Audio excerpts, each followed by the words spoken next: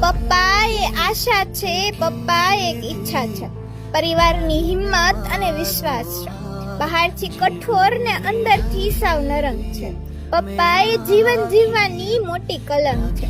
પપ્પાની હિંમત એ દિવાલ છે, સમસ્યાઓને બાંધેલી તલવાર છે.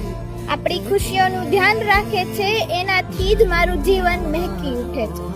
પપ્પાની જવાબદારી ભરેલું વાહન છે અને એ વાહનની હું રાજકુમારી છું.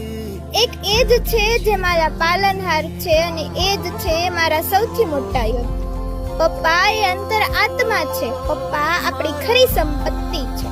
જેની પાસે પપ્પા છે ને એ સૌથી મોટો ધનવાન છે અને જેની પાસે નથી ને એની પાસે બધું હોવા છતાં પણ એ ખાલીપણું જ છે. પપ્પા એ સાક્ષાત ભગવાન જ છે. પપ્પાના આશીર્વાદથી જ બધું શક્ય છે. રાધે રાધે.